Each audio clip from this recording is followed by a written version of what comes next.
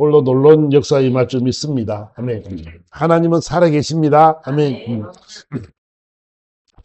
본문의 이 말씀을 통해서 우리가 좀 우리 저번 시간에 보았지만 바울이 이렇게 말을 합니다.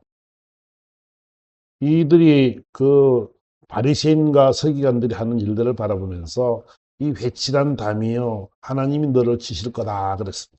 아나니아가 이제 나는 바울이 말하기를 나는 하나님을 섬길 때 범사의 양심을 따라 잘 섬겼다 이런 말을 하니까 아나니아가 화가 나가지고 야 그 입을 쳐버리라 이런 말이 이제 이것 때문에 이 말이 시작되는 거잖아요. 근데 바울이 말하기를 회칠한 담이요 이런 저주를 막 하는 거예요. 하나님이 너를 칠 거다 이렇게 저주를 했어요. 왜? 너는 네가 율법대로 심판한다고 하면서 왜 율법을 어기느냐 이렇게 말한단 말이에요. 그러니까 로마인이나 유대인이나 마찬가지로 죄를 정하지도 않은데 매를 때리거나 이러면 불법이잖아. 그지? 그런 일을 하니까 이렇게 뭐라 그랬습니다. 그랬더니 곁에 선 사람이 하는 말이 야, 이 사람은 하나님의 대제사장이야. 니 어디 감히 제사장 욕을 하느냐 이렇게 이야기했어요. 그랬더니 하는 말이 그래? 나 몰랐다 미안하다 하면서 오늘 말을 하기를 기록되었으되 너희 백성의 관리를 비방하지 말라고 성경은 기록했다. 이렇게 이제 바울이 고백을 하는 장면을 오늘 본문의 내용입니다. 그러니까 바울이 말하기를 뭐냐면 하나님이 말씀하시기를 백성의 관리를 비방하지 말라 그랬는데 이 말씀은 출애굽기 22장에 가보면 이 말씀을 알았으면 어떻게 하냐면 너는 재판장을 모독하지 말며 백성의 지도자를 저주하지 말지니라 이렇게 출애굽기 22장 28절에는 딱 명시가 되어 있습니다. 그러니까 하나님께서 말씀하시기를 재판장을 모독하지 마라. 그리고 관리를 저주하지 말라. 이런 말씀이 있기 때문에 야 너가 지금 불법을 행하고 네가 나쁜 짓을 행하고 회칠한 무덤 같은 삶을 살아가지만 내가 너를 심판하지 않고 모독하지 않고 저주하지 않겠노라. 이런 말의 표현인 것이지요. 왜 그러냐 그러면 바울은 하나님의 말씀을 순종하지요. 하나님의 말씀에 있으니까 자기를 힘들게 만들고 고통 속에 집어넣는 사람들이 있었지라도 그는요 남을 불평하거나 비방하거나 저주하거나 모독하거나 하는 일을 하지 않습니다. 바울이 있잖아요. 죄 없이 얼마나 많은 매를 맞았어요.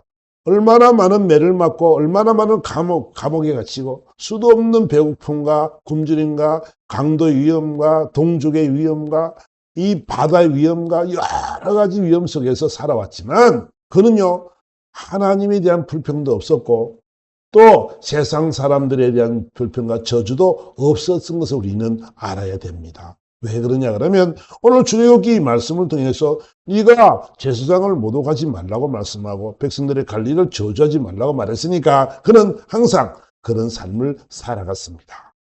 원수 갚는 것이 어디 있다 그랬어요? 주님은 하나님의 손에 있다라고 주님 말씀하죠. 그러니까 하나님의 손에 원수 갚는 것이 있으니까 너가 안 해도 된다는 거거든. 우리 보고 있잖아요. 그런 저주하지 말라고 모독하지 말라라고 이렇게 성경은 이야기를 하고 있습니다. 왜 그러냐 그러면 이 권세자들도 하나님이 주셨다는 것을 우리는 알아야 됩니다. 아멘. 보세요. 오늘 요한복음 19장에 가보면은 이런 말씀을 합니다. 빌라도에게 이제 바울이 잡혀왔습니다. 유대인들이 고발해서 잡혀왔는데 야, 이 사람 죄가 뭐냐 했더니 아니 이 사람의 죄가 있는데 있잖아요. 우리의 법대로 하면은 저 사형에 처해야 됩니다. 뭔데? 저 사람이 하나님의 아들이래요. 이랬네. 그러니까 빌라도가 그 말을 듣고 빌라도는 떨었어요. 너무 두려웠어요. 아내가 그 전날 전화 와가지고 말하기를 뭐라고 말했냐면 저는 아니지 말하기를 뭐라고 말했냐면 여보 그 사람은 선지자입니다. 절대로 손대지 마세요. 하면 안 됩니다는 이런 이야기를 들었어요. 그런 중에 이 사람이 하나님의 아들이라 이 사람들이 유대인들이 말하기를 이 사람은 자기가 하나님의 아들이라고 말한다. 이렇게 이 사람은 우리가 보면 참남죄로 하나님을 모욕하는 죄로 죽여야 된다. 사형에 처한다. 그렇게 지금 이야기를 하고 있는 것이지요. 그러니까 이 말이 두려워서 오늘 이 빌라도가 관정에 들어가서 예수께 말하기를 야 너는 어디로부터냐? 어디서부터 왔느냐? 정말 하늘에서부터 왔는 게 맞느냐? 이렇게 말했습니다. 그런데 예수님이 대답을 하지 않았습니다. 그러니까 빌라도가 하는 말이, 야, 내가 너를 놓을 권한도 있고 십자가에 못 박을 권한도 있는 줄 알지 못하느냐? 나는 있잖아, 너를 놓을 권세도 있거든. 내가 너를 놔줄 수도 있고 너를 집어넣을 수도 있고 사형에 처할 수도 있어. 권한이 내게 있거든. 이렇게 말했습니다. 그러니까 예수님께서 말씀하시기를, 위에서 주지 아니하셨더라면 나를 해할 권한도 없었으리니, 이렇게 말합니다. 이 권세도 누가 줬다고요? 하나님이 그 권세도 주었다라고 지금 말씀을 하고 있는 것이지요. 세상의 모든 권세가 있잖아요. 하나님의 뜻대로 이루어진 줄 믿습니다. 우리요, 믿지 않는 사람들도요, 그렇고요, 다 그 사실 우리는 세상의 권세자들이 다 하나님이 냈다는 것을 여러분들이 알아야 됩니다. 저는요, 이번에 윤석열 대통령하고 이재명 하고 대통령 선거를 할 때요, 참 하나님의 은혜가 얼마나 컸는지 0.7% 차이로 윤석열 대통령이 되었습니다. 43만 표 정도 되는 그 표를 가지고 이겼습니다. 그러니까 야, 하나님의 뜻이지요. 만약에 잘못된, 물론 좌파나 우파나 이런 따질 건 없겠지만은, 나라와 민족을 사랑하고 정말로 모세처럼 이런 삶을 살아가는 사람들이 되어야 되는 게 맞습니다. 그죠? 그러니까 이재명 같은 사람들이 되어져서 여러 가지 죄를 많이 지고 있는 그 사람들이 대통령이 된다면 모든 죄인들을 죄를 어떻게 심판할 것입니까? 그러니까 참 그런 거 보면서 하나님이 이 나라를 참 사랑한다는 것을 많이 느꼈습니다. 권세자들 내는 것도요, 우리 뜻대로 되는 것이 아니고요, 이것이 완전히 안 될 것 같은 거를 0.7% 차이로 윤석열 대통령이 무엇을 잘하는 것이 있고 아는 게 얼마나 있어요. 검찰총장 하다가 반대 때문에 이렇게 만들어져 갔는데, 그러니까 전혀 상상하지 못한 사람이 대통령이 되었습니다. 요즘도 아주 그거 많이 시끄럽지만 하나님의 뜻이 있는 줄 믿습니다. 아멘. 하나님이 얼마나 멋있게 일을 처리해갈지 나는 기대가 됩니다. 그러니까 저와 여러분들은요, 다른 것이 없고 세상의 모든 권세는 내 노력과 내 능력으로 되는 것 같지만 하나님이 도우심이 없으면 안 되는 줄 믿습니다. 모든 것이 다 하나님께서 그 권세 자리에 두었다는 거지요. 그래서 저와 여러분들은요, 다시 한번 생각할 것은 뭐냐면, 모든 것이 하나님께 있는데 우리는 내 능력, 내 실력, 내가 하는 걸로 내가 똑똑해서 그런 줄로 착각하고 살아가는 사람들이 참 많이 있습니다. 자, 우리 유락준 사령관도 우리 교회 교인이라고 많이 다니면서 많이 하지만 요즘 잘 안 노는데, 그 친구가 사령관이 되기까지는 있잖아요. 이제 해병대 사령관은 별이 3개입니다. 근데 별이 3개 될 때까지 얼마나 많은 일들이 있었겠어요. 그죠? 조금만 잘못되면 어떻게, 내가 잘하는 건 잘해서 되는 것이 아니고 내가 소속되어 있는 부대에서, 사단에서, 여단에서 모든 자기가 관리하고 있는 모든 소속된 그 부대에서 사고가 나면 어떻게 돼요? 인사사고가 난다든지 잘못된 사건이 일어난다든지 이러면 어떻게 돼요? 별을 달 수가 없습니다. 국회 인준까지 받아야 되기 때문에 될 수가 없습니다. 그러니까 그 모든 것이 다 뭐냐면 하나님의 은혜가 아니면 안 되는데, 세상 사람들은 뭐라 그래요? 운이 좋았다, 이렇게 말을 한단 말이에요. 맞아요. 세상 사람들이 볼 때는 운이 좋았다라고 이야기할 수 있겠지만은 천만의 말씀입니다. 하나님이 그 자를 통해서 일하실 일이 있고 하나님이 도구로 사용하시는 것이 있습니다. 어떤 일은 악한 도구로 사용되기도 하죠.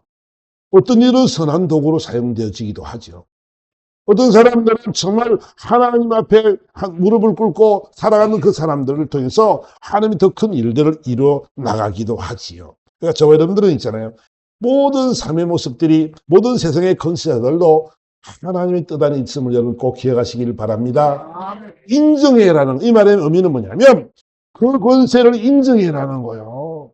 인정하고 그 사람이 잘못되든 잘하든 모든 것은 다 뭐냐면 하나님께서 섭리하신 대로, 운영하신 대로 되는 것이기 때문에 저와 여러분들이 관여할 바가 아니라는 것이죠. 지금 요즘 세상이 시끄럽습니다.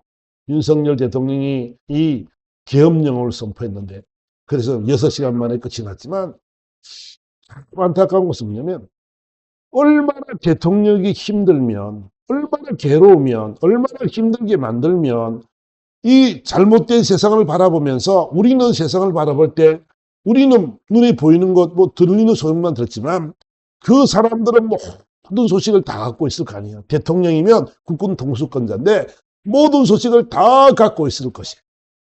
그럼 뭐라고 담화를 발표했어요? 계엄령 선포를 했어요. 종북, 주사파 세력이 너무너무 방대해졌다는 거지요. 여러분 지금 간첩죄가 없습니다. 간첩을 신고해도 안 잡아갑니다. 저 강화문의 인공기를 흔들어도요, 북한 국기를 흔들어도요, 잡아가는 사람이 없습니다. 태극기를 땅바닥에 막 집 밟습니다. 그래도요, 잡아가는 사람이 없습니다. 그러니까 이 대통령이라는 자리에서 바라보는 우리 국민들의 안전과 안위를 바라볼 때는 우리는 아무것도 요것도밖에 모르지만 그분은 다 모든 우리 이 나라 돌아가는 것을 다 알고 있기 때문에 얼마나 안타까운 마음으로 비통한 마음으로 안 될 줄 뻔히 알면서도 계엄을 선포하겠냐고요.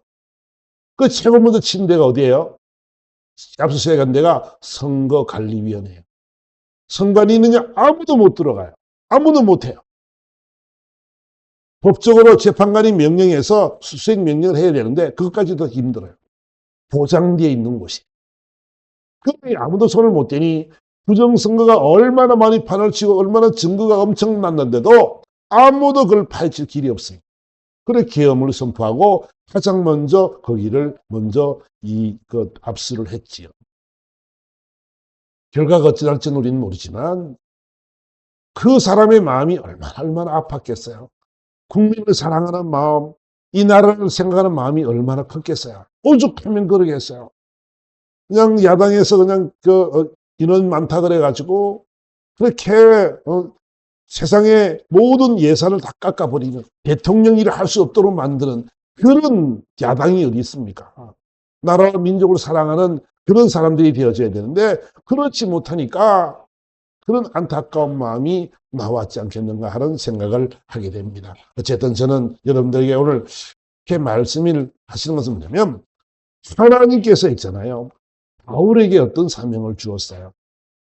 하나님은 바울에게 사도라는 직분을 주셨습니다. 그리고 그 사명을 감당하기 위해서 능력도 주시고 담대함도 주셨습니다. 보세요. 사도행전 9장에 가보니까 이렇게 말을 합니다. 이 바울이 이제 그 다메섹 도상에서 내려오면서 이 유대인들의 공문을 받아서 예루살렘 공회의 공문을 받아서 내려왔습니다. 예수 믿는 사람을 다 잡아가려고, 다 옥에 가두려고, 예수 믿는 사람들은 잘못된 사람들이라고 그들의 신앙을 훼손시키는 사람들이니까 이단으로 몰아서 이제 다 그렇게 고통을 주고 잡아가려고 했습니다. 그런데 다메섹 도상에 내려오면서 주님을 만났지. 그 삶이 완전히 변했습니다. 그리고 눈을 소경이 되어져서 이제 집가라는 데로 들어가서 결국은 이제 3일 동안 기도를 하게 되는데 하나님이 아나니아를 통해서 이렇게 말씀합니다. 야 아나니아야 가서 안수해라. 그러면 눈의 빌 같은 것이 벗어질 것, 눈을 보게 될 것이니까 안수해라 이렇게 했습니다. 그랬더니 아나니아가 하는 말이 주님 이 사람이 내가 들어보니까 여러 사람에게 해를 끼치는 사람 아닙니까? 그가 예루살렘 성에서도 이렇게 많은 해를 끼쳤고 또 집 내려와서 더 많은 해를 끼치려고 하는 사람인데 이 사람이 왜 눈을 열어줘야 됩니까? 왜 이 사람을 왜 안수해야 됩니까? 라고 그런 이야기를 했습니다. 그랬더니 15절에 말씀하시기를 주께서 이르시되 가라. 이 사람은 내 이름을 이방인들과 임금들과 이스라엘 자손들에게 전하기 위하여 택한 나의 그릇이니라. 그가 내 이름을 위하여 얼마나 고난을 받아야 할 것을 내가 그에게 보이리라 하시니라 이랬습니다. 그러니까 뭐냐면 이 사람은 이방인과 임금들과 이스라엘 자손에게 이 복음을 예수를 전하기 위한 나의 택한 그릇이야 이런단 말이에요. 그러니까 상상하지도 못하는 일들을 하나님께서는 말씀하시는 것을 보면서 아니 저 사람이 어떻게 택한 그릇입니까? 하나님을 배반하고 하나님을 버리고 하나님을 만원히 여기고 명령제를 긋던 사람입니다. 예수라면 이를 가는 사람입니다. 왜 저 사람이 하나님 택하신 그릇입니까? 라고 아나니아가 반문을 한단 말이야. 상상하지 못하는 일들이 일어났습니다. 우리로는 도저히 이해가 되지 못하는 그런 일이 일어났죠. 하나님, 그보다 얼마나 열성인 사람이 많습니까? 얼마나 열심히 섬기는 사람이 많습니까? 그 사람들을 쓰면 되지요. 우리 생각에는 있잖아요. 그럴 수도 있잖아요. 아니, 그런 사람보다요, 잘 믿는 사람으로, 정말 그 이름 믿고 명망이 있는 사람으로 세워가면 더 좋지요. 어떻게 저런 사람을 세웁니까? 저렇게 악랄한 자를 어떻게 세웁니까? 라고 그런 이야기를 하게 된다는 것이지요. 무슨 일이잖아요. 바로 그것은 뭐냐면 우리의 생각이란 말이에요.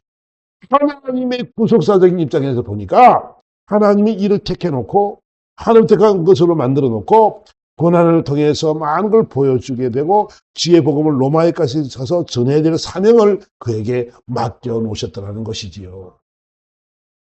그 하나님을 우리는 있잖아 상상하지 못하는 일이 뭐요? 하나님의 일을 우리는 상상할 수가 없습니다. 하나님의 뜻을 우리는 우리의 좁은 소견으로는 좁은 생각으로는 하나님 뜻을 알 수 없는 것을 우리는 알아야 된다는 것이지요. 하나님의 그 세밀하신 하나님의 구속사적인 그 사람을 우리는 알아봐야 된다는 것이지요. 제가요 우리 수요일 날에 사면상 이제 공부를 제 말씀 뵙고 있는데 사면상 말씀 보니까 어떻게 했어요? 엘가나라는 사람이 있지요.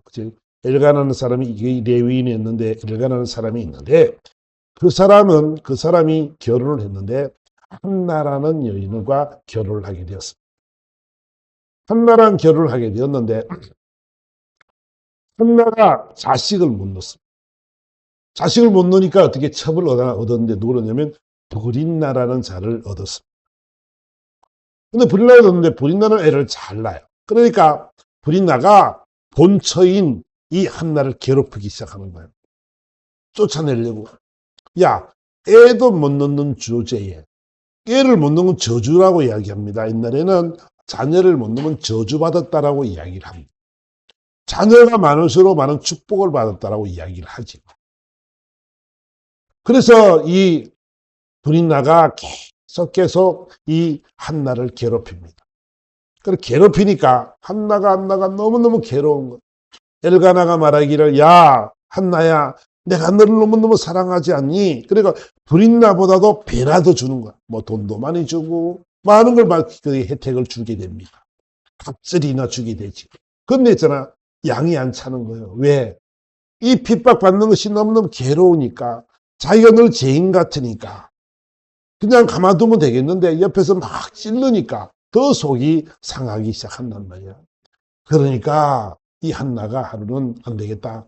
이렇게 살지는 못하겠다. 하나님께 기도해야 되겠다. 그래서 그는 기도를 했습니다. 마음이 괴로워서 여호와께 기도하고 통곡하여 말을 기도했다. 이렇게 말합니다. 얼마나 속이 상하면 얼마나 힘들면 정말 통곡을 했다. 통곡을. 얼마나 마음이 아프면 하나님 나 도와달라고. 나 억울하다고. 내 자식 하나 달라고. 자식 하나 낳게 해달라고. 내가 자식을 못 낳아서 이런 저주를 받으니까 이런 핍박을 받으니까 나 좀 도와달라. 그래 기도를 하고 서원을 했습니다. 하나님 만약에 주의 여종의 고통을 돌아보시고 나를 기억하사 여종 있지 않게 하시고 아들을 주시면 내가 평생에 그를 하나님께 드리겠나이다. 이런 고백을 합니다. 하나님 놓고 바로 하나님께 드리는데 자기 자식이 하나님의 자식이 되어버릴 텐데 그런데도 있잖아. 낳기만 나면 좋겠어요. 고통만 씻게 도와주세요. 하나님 나를 좀 돌아봐 주세요. 간절한 마음으로 기도했더니 하나님께서 그 한나에게 사무엘을 허락했다는 것이지요. 이 말의 의미는 뭐냐면 저는요. 하나님 그 구속사적인 입장을 보니까 하나님께서 사무엘이 필요해. 사무엘이 있어야 돼. 하나님이 사무엘을 예정해 놓았어요. 그러니까 한나라는 자에게 브릿나를 붙여서 괴롭게 하고 고통을 주고 핍박을 줬더니 한나가 뭐요? 무릎을 꿇고 기도하더라는 거지. 하나님은 뭘 원하시냐면 하나님은 저와 여러분의 기도를 들으시기 원하시는 점이 있습니다. 하나님의 구속사적인 입장을 보니까 하나님은 그 불인나를 통해서 한나를 괴롭게 하고 한나를 기도하게 하고 서원하게 하고 그리고 하나님이 그 자녀를 주었는데 그 자녀가 이스라엘 마지막 사사였던 사무엘이다. 이렇게 우리는 이야기하게 된다는 것이지요. 하나님의 구속사적인 영장은 쭉 이어진단 말이에요. 그 권세자도 누가? 하나님께서 필요하니까 그 자리에 두셨다는 것을 기억하시길 바랍니다. 그래, 우리 모든 삶도 마찬가지입니다. 하나님이 저와 여러분의 삶을 인생을 이끌어 간다는 거예요. 여러분들이 그쪽에 나가고 있잖아요. 여러분들을 통해서, 여러분의 자녀를 통해서, 여러분의 자손들을 통해서 하나님이 하실 일들이, 큰 일들이 있는 줄 믿습니다. 그것이 계획되어져 있다는 거예요. 여러분의 믿음 생활이 거저 되는 생활이 아니고 그 우연히 있는 것이 아니고 하나님의 필연적인 하나님께서 필연적으로 만들어 놓은 그런 삶인 줄 믿습니다. 우리 이것을 인정하고 기억해야 될만이 저와 여러분들은 넘어지지 않는 것입니다. 하나님의 계획이 여러분들에게 있는 줄 믿습니다. 아멘. 우리는요, 하나님의 계획을 알지 못한단 말이야. 하나님의 생각은 우리와 달라서 우리는 모르지만은 하나님께서 말씀하시기에 비와 눈이 내려서는 되돌아 그리로 되돌아가지 아니하고 반드시 뭐요? 땅을 적시며 소출이 나게 하며 또 종자를 주고 또 먹을 양식까지 준다라고 성경은 말씀하고 있는 거지요. 하나님의 하나님 우리 향한 삶이 모습이 있잖아요. 그렇다는 거예요. 하나님이 저와 여러분 이 땅에 보냈으면은 반드시 뜻이 있고 여러분을 통해서 여러분 자녀를 통해서 자손들을 통해서 하나님 반드시 역사하게 될 줄 믿습니다. 하나님은 그 삶을 우리들에게 살기를 소망하고 있는 거란 말이에요. 그러니까 첫째는 뭐냐면 하나님을 인정하는 것이다. 아멘. 아멘. 하나님을 인정하는 것. 하나님을 신뢰하고 인정하는 것은 뭐냐면 내가 하나님의 계획 속에 내가 이 땅에 왔고 내가 여기 있다는 것을 여러분 꼭 기억하시기 바랍니다. 하나님은 여러분들에서 멋진 일을 계획하고 계실 것이고 멋지게 여러분들을 이끌어 가실 것입니다. 왜 그러냐면 하나님께서는요 절대로 손해를 보시지 않기 때문에 그렇습니다. 여러분이 땅에 보내셨으면 반드시 이유가 있고 반드시 하나님이 하실 일들이 있습니다. 여러분을 통해서 하나님이 큰 일을 행하게 될 줄 믿습니다. 그래서 바울은 그렇죠. 바울은 정말 자랑할 만도 하고 내세울 것도 많이 있고 많이 배우기도 했고 하나님도 알고 영원한 하나님의 천국에도 가보기도 하고 모든 것을 다 아는 사람입니다. 그러나 그럼에도 불구하고 그는 자랑하는 삶이 아니라 자신이 받은 그 사명을 기억하면서 하나님이 나 같은 자를 구원해 주셔서 나 같은 자를 이렇게 사도신 만드신 것이 너무 감사해서 그는 목숨을 바쳐서 하나님께 영광 돌리는 삶을 살아간 것을 우리는 알게 되죠. 우리 앞전에 21장에서 쭉 보니까 아시아에서 온 유대인들이 바울을 고발해가지고 때리고 죽이고 막 하고 이런 현장에서 하나님께서 천부장을 보내가지고 그를 끄집어냈죠. 그래서 오늘 이 자리에 있는 것입니다. 이런 복음을 전하게 되는 것이지요. 왜? 그는 하나님께서는 그때의 때에 따라서 피할 길을 주시고 하나님 반드시 승리의 길을 인도할 줄 믿습니다. 하나님은 있잖아요.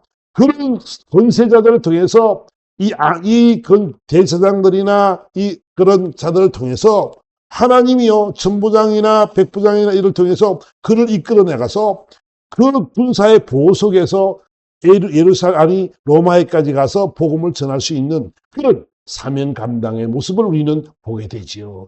그런 권세자들을 통해서 점점 연결되어서 아그리파 왕까지 가는 그런 모습을 우리는 바라보게 됩니다. 그러니까 하나님의 섭리하심이 지금은 고통과 괴로움과 아픔 속에 있는 것 같고 정말 할 수 없는 것 같은데 하나님께서 그 일을 이끌어 나가는 장면을 바라보면서 이 바울은 더욱더 신앙이 담대한 모습으로 더욱더 그런 삶을 살아갔던 것을 기억합니다.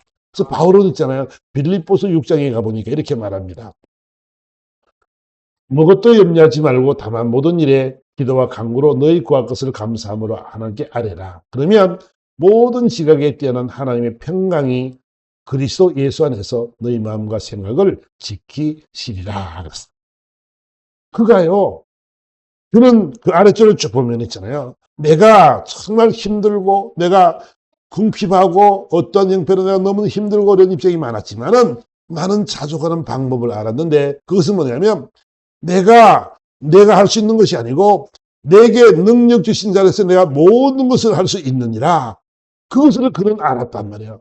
내 자족하는 방법이 뭐냐면 배고픔과 비천과 풍부와 배고픔과 여러 가지의 많은 고통과 고난 속에 있지만 내게 나는 못했는데 주님이 하시더라 내 안에서. 그래서 하는 말이 뭐냐면 아무것도 염려하지 마라 이렇게 성경은 말하고 있는 거지.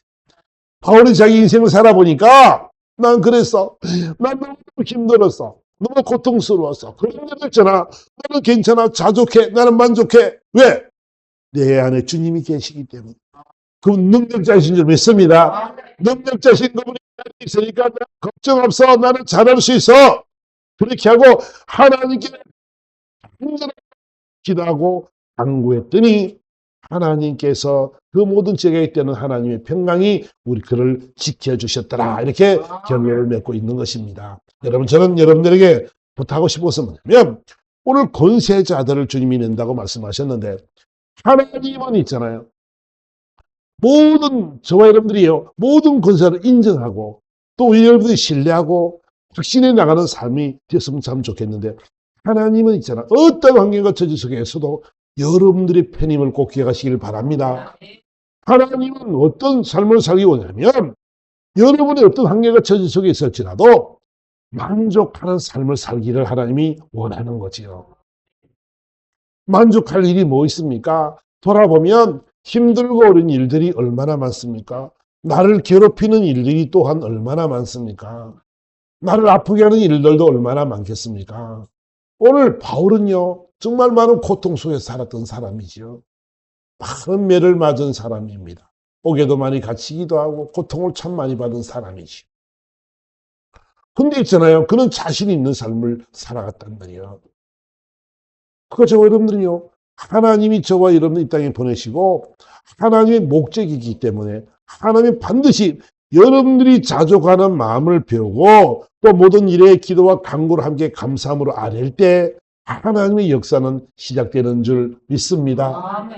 우리 일을 시작은 하나님이 하신다면 구속사적인 입장에서 봤지만 하나님이 여러분을 택정하셔서 이 땅에 보낸 목적을 이루기 위해서 하나님이 여러 가지 환경을 주게 되고 그 환경을 통해서 기도하게 되고 그래서 여러분들이 결국은 있잖아. 하나님께서 원하신 그 일을 이루어 나가기 위해서 우리를 그 고난 속에도 넣는 줄 믿습니다. 아멘.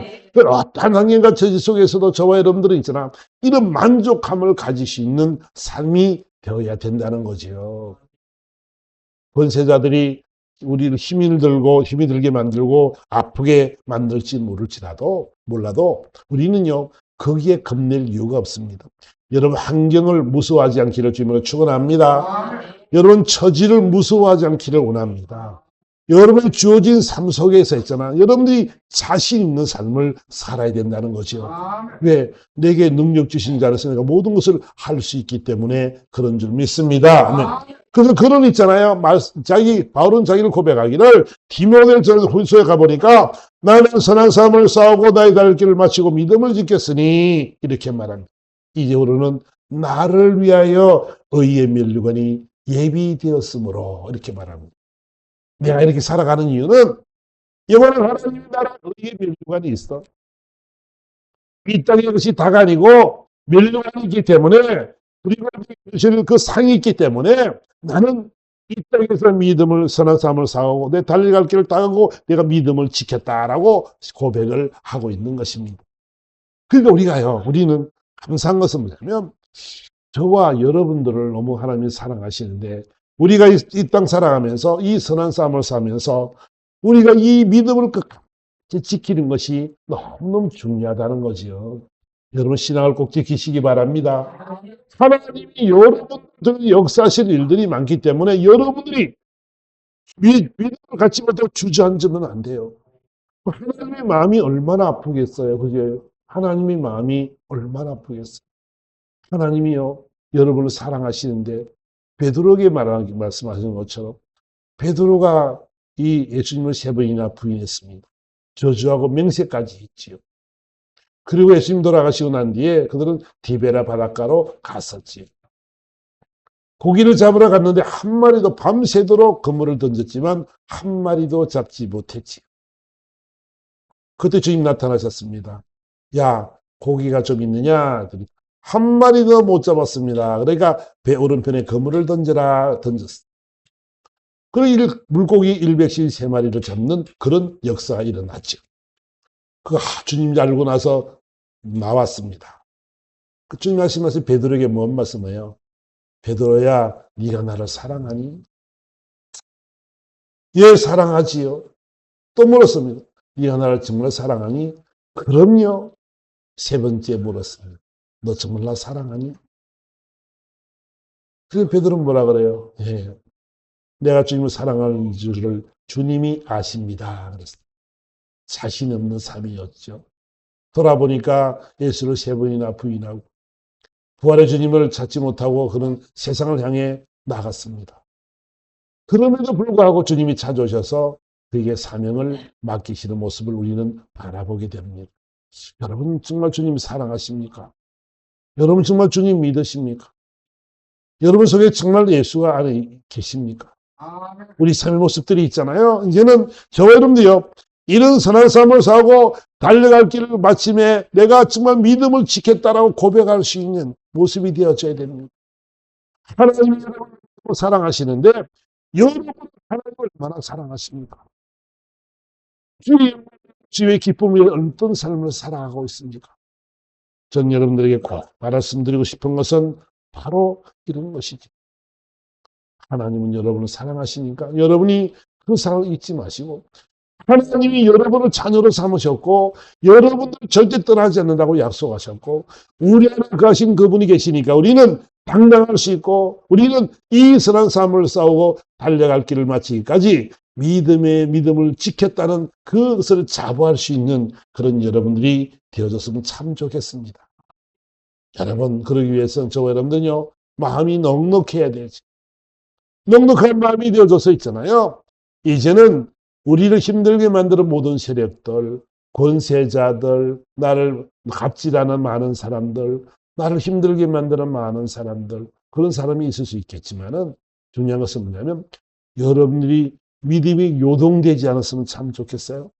내게 능력 주신 자에서 내가 모든 것을 할 수 있다라고 고백했던 것처럼 그런 자족했던 것처럼 그래서 내가 모든 기도와 간구로 하나님의 감사함을 아랬던 것처럼 그런 넉넉한 삶이 되어져서 정말 하나님이 영광 받으시고 기뻐하시는 그런 삶이 될 줄 믿습니다. 아멘. 그러니까 우리는 하나님께 세우신 그 권세자들을 모독하거나 저주하지 말고 여러분 우리가 잘못된 것을 바라보거든 여러분들은 그걸 갖다가 나무라고 그걸 갖다가 뭐라 그러고 욕하고 비방하고 이런 삶이 아니라 정말 불쌍한 마음으로 그를 돌아볼 수 있는 그릇에 기도할 수 있는 그런 넉넉함이 되기 원합니다.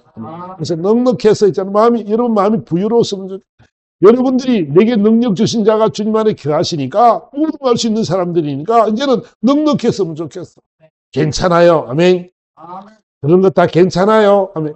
어떤 것도 괜찮아요. 그냥 우리가 할 수 없는 거니까 하나님이 했을 거니까 기도하면서 눈물뿌리 기도하고 그러면서 안아주고 사랑으로 포옹해주는 여러분이 되어져서 정말 하나님 보시기에 야 정말 너 멋있어. 너 정말 잘하고 있어.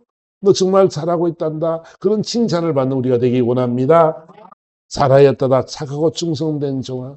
네가 작은 일에 충성하였으면 큰 일을 내게 맡기리니 주님이 이렇게 말씀하십니다. 하나님께서는 저와 여러분들에게 이런 삶을 약속하셨으니까 이제는 세상의 권세에 떨지 말고 세상에 우리를 힘들게 만드는 모든 것에 우리는 순복하지 말고 우리는 하나님의 말씀에 순종하면서 믿음으로 그를 위해서 기도하며 나가는 삶이 되어질 때 이 놀라운 하나님의 역사는 임하게 될 줄 믿습니다. 결론적인 말씀을 해보라면 옳은 하나님께 받은 사명이 있습니다.